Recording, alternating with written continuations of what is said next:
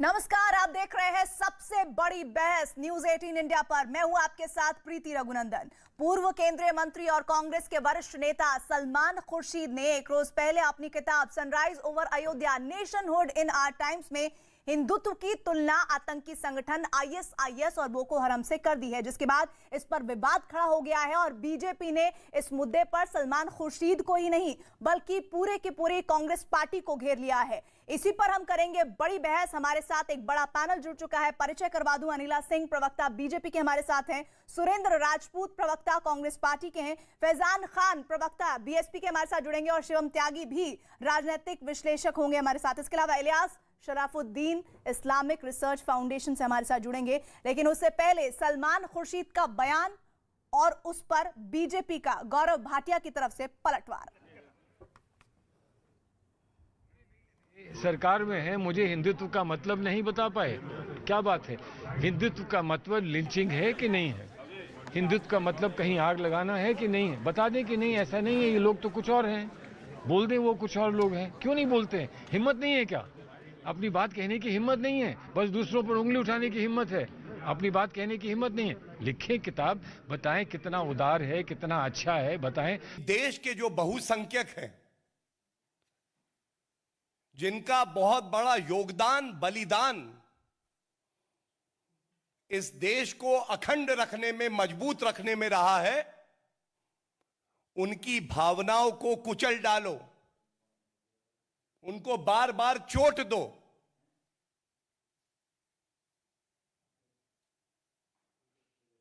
और इसी पर सोनिया गांधी और राहुल गांधी के इशारे पे ही बार बार होता है। तो आप सभी खास मेहमानों का हमारे साथ जुड़ने के लिए स्वागत है। मैं शुरुआत सुरेंद्र राजपूत जी इस डिबेट की आपके साथ करना चाहती हूं। बीजेपी इस पूरी किताब के एक पन्ने को लेकर लगातार कांग्रेस को और सलमान खुर्शीद को कोस रही है। जरा बताइए कि हिंदू और हिंदुइज्म में फर्क क्या है जिसको लेकर लगातार बवाल किया जा रहा है। प्रीति जी, एक ही फर्क है सिर्फ, और कुछ नहीं, कि उत्तर प्रदेश में चुनाव आ गया है। राम मंदिर के निर्माण का सुप्रीम कोर्ट ने फैसला दे दिया तो इनके हाथ से मुद्दा खत्म हो गया। कांग्रेस पार्टी ने इसका स्वागत कर दिया है, सीडब्ल्यूसी की मीटिंग ने इसका स्वागत कर दिया है। सभी लोग पूरे उत्साह के साथ राम मंदिर के निर्माण की बात कर रहे हैं। आज इनके हाथ से जब ये मुद्दा चला गया तो कभी ये किसी की जिन्ना की बात करने लगते हैं, कभी ये किसी उसकी बात करने लगते हैं। सच बात यह है कि सलमान खुर्शीद जी की किताब है, उनको अभिव्यक्ति की आजादी है। अगर उन्होंने कुछ गलत लिखा है तो जिन लोगों के लिए गलत लिखा है, जिन संगठनों के लिए गलत लिखा है, जिन संगठनों से गलत तरीके से तुलना की है, उन सारे के सारे संगठन को कोर्ट ऑफ लॉ में जाना चाहिए और कोर्ट ऑफ लॉ में जाकर के ये सारी बातें करनी चाहिए। कल कंगना रानावत नाम की एक अभिनेत्री जो नरेंद्र मोदी जी की बड़ी प्रिय है, जिनको पद्मश्री पुरस्कार मिला, उन्होंने साथ में ये भी तो कहा कि भाई भारत को आजादी भीख में मिली है। किसी आदमी ने उस पर बहस की क्या? भीख में आजादी मिली हम लोगों को। एक तरफ ये लोग सिर्फ चुनावी स्टंट के लिए, चाहे वो कंगना रानावत हो, चाहे वो भारतीय जनता पार्टी के अन्य लोग हों, हमारा बड़ा स्पष्ट मानना है कि उत्तर प्रदेश का चुनाव बेरोजगारी पर होगा, महिलाओं के प्रति जो अपमान किया है उस पर होगा। उत्तर प्रदेश का चुनाव किसानों के मुद्दे पर होगा, किसानों की समस्याएं सॉल्व करने के मुद्दे पर होगा।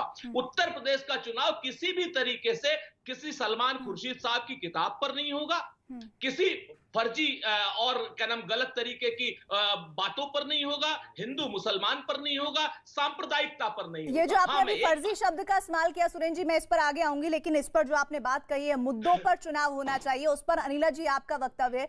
वो तो कह रहे हैं कि आपको तकलीफ है तो जाइए कोर्ट ऑफ लॉ में।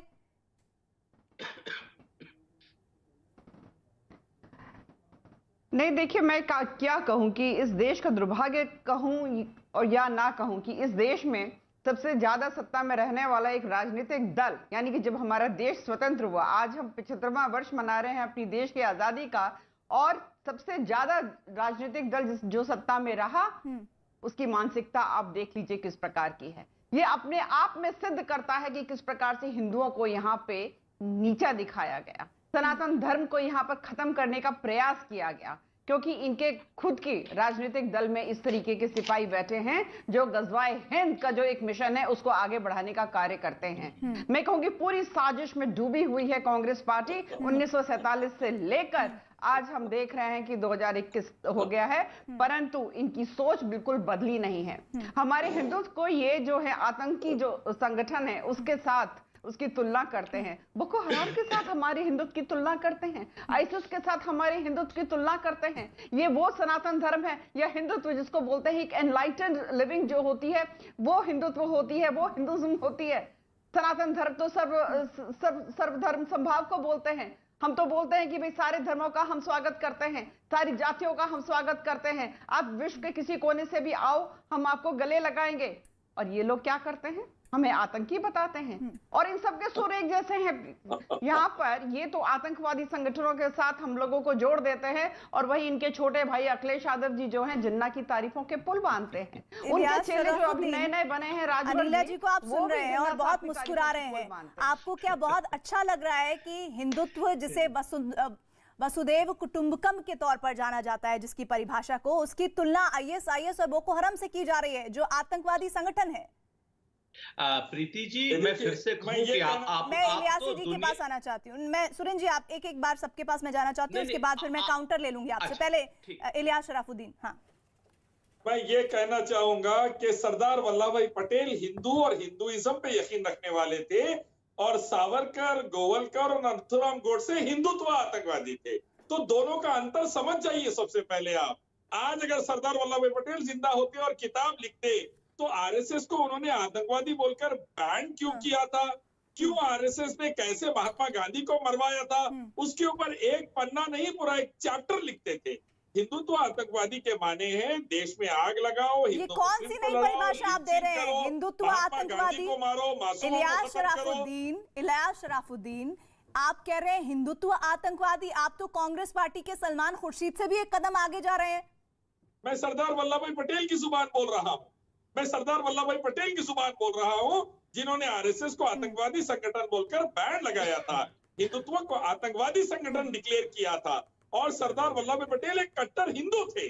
तो हिंदू और हिंदुइज्म अलग है, हिंदुत्व और आरएसएस और बीएसपी और बीजेपी के आतंकवादी अलग है, नथुराम गोडसे की दुनिया अलग है, सरदार वल्लभ भाई पटेल की दुनिया अलग है। गजब परिभाषा आप दे रहे हैं शिवम त्यागी। अलग तरह की परिभाषाएं मैं यहाँ पर सुन रही हूँ। पहले हिंदुत्व की अलग परिभाषा मैंने सुनी जिसे वसुदेव कुटुंबकम के तौर पर मैं जानती थी, लेकिन अब देखिए किस तरह से हिंदुत्व आतंकवादी की एक नई परिभाषा क्रिएट की गई है।